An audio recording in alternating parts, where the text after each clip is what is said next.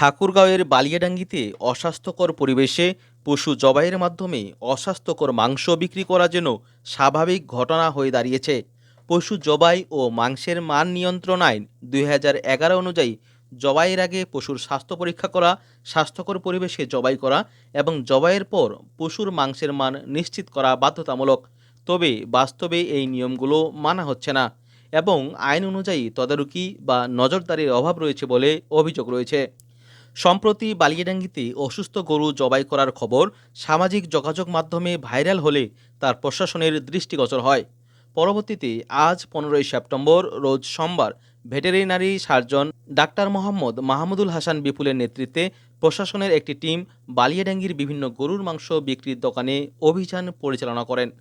তিনি প্রতিটি দোকানে গিয়ে গরুর স্বাস্থ্য পরীক্ষা করেন এবং ক্রেতাদের জন্য সুস্থ ও নিরাপদ মাংস নিশ্চিত করার বিষয়ে জোর দেন। তিনি ব্যবসায়ীদের সতর্ক করে বলেন, অসুস্থ বা অস্বাস্থ্যকর পশু জবাই করলে এর বিরুদ্ধে আইনানুগ ব্যবস্থা গ্রহণ করবেন।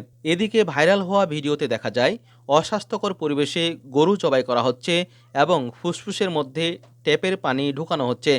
ভিডিওটি মুহূর্তেই সামাজিক যোগাযোগ মাধ্যমে ভাইরাল হয়ে যায়।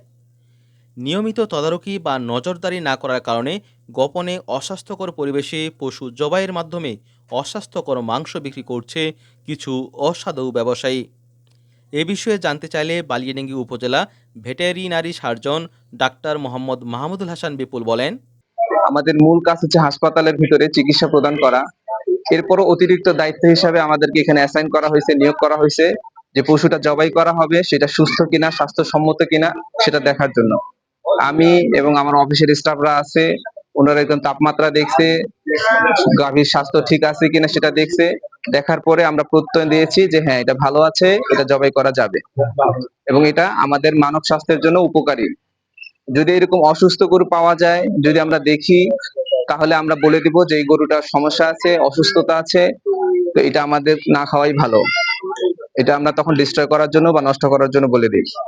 হ্যাঁ, আমাদের যখন বর্তমানে যখন গরু জবাই হয় সেটা তো আমরা দেখে দিতে পারি, কিন্তু আমাদের অবর্তমানে যদি কেউ জবাই করে মাংস নিয়ে আসে বাজারে, তো এইটা আসলে টেস্ট করার জন্য ল্যাবরেটরির প্রয়োজন আছে।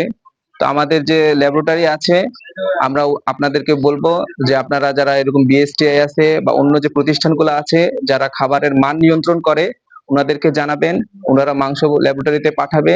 ল্যাব টেস্টের মাধ্যমে যদি বোঝা যায় যে এটা ভালো, তাহলে উনি অনুমতি দিবেন খাওয়ার জন্য। যদি ভালো না হয় তাহলে ওটা কন্ডেম ঘোষণা করবেন বা ওটা নষ্ট করে ফেলবেন। আমরা তো এটা আসলে আজকে করতেছি, হ্যাঁ, তো আমরা চেষ্টা করব যেটা আমাদের এই কার্যক্রম অব্যাহত রাখার জন্য।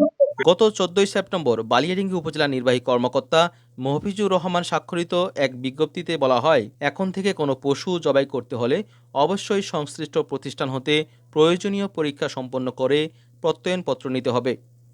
সম্প্রতি অসুস্থ গরু জবাই করার ভিডিও সামাজিক যোগাযোগ মাধ্যমে ভাইরাল হওয়া খবরে ফজলে আলম নামে এক ফেসবুক ব্যবহারকারী কমেন্টে জানান, তাও যদি প্রশাসনের একটু ঘুম ভাঙত। রেজওয়ানুর রহমান রাফি নামের আরেক ফেসবুক ব্যবহারকারী বলেন, টাকা দিয়ে ক্রয় করি, তাও এরা আমাদের সাথে বেইমানি করে। এরা আমাদের অনেকভাবে অনেক ক্ষতি করতেছে। অপরাধীদের ধরে সর্বোচ্চ শাস্তি প্রদান করা উচিত। মোহাম্মদ জাকির হোসেন নামে আরেকজন কমেন্ট করেন, এই ভিডিও ফুটেজ দেখেই প্রশাসনের ব্যবস্থা নেওয়া উচিত। বাদল নামে আরও একজন কমেন্টে জানান, এরা নিজের স্বার্থে সাধারণ মানুষকে ঠকাচ্ছে এবং সাধারণ মানুষকে অসুস্থ করে তুলছে।